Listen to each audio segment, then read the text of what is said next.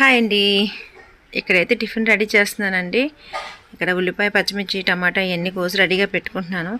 ఎందుకంటే రోజు ఇడ్లీ దోశ అయ్యిందనమాట. రుబ్బులు ఉన్నాయి కనుక ఈ 2 రోజులు అలా కానించేసాము. ఇప్పుడైతే ఆ 2 రుబ్బులు కూడా అయిపోయి మళ్ళీ రుబ్బుకొని పెట్టుకోవాలి.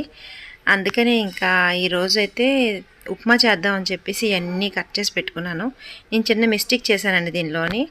ఇది గోధుమ నూక, సేమియాలు కలిపి వేపుతున్నాను అనమాట. అది ఏంటంటే మనకి నూక ఏగేటప్పుడు నూక ఏగుతుంది కానీ సేమియాలు ఆగట్లేదండి. సపరేట్గా వేయించుకోవాల్సింది. మీరైనా సరే ఇలా చేసినట్టయితే సపరేట్గానే వేయించుకొని చేయండి. ఎందుకంటే నూక బాగా వేగుతుంది, సేమియాలు వేగట్లేదు అనమాట. మీరు ఎవరైనా ఇలా 2 కలిపి చేద్దాము అనుకుంటే మాత్రం సపరేట్గా వేయించుకోండి. అలాగే మనకి ఉప్మా అయితే చాలా సింపుల్గా అయిపోద్దండి టిఫిన్స్. నా ఛానల్ ఎవరైనా కొత్తగా చూసినట్టయితే తప్పకుండా సబ్స్క్రైబ్ చేసుకోండి. ఇంకా మంచి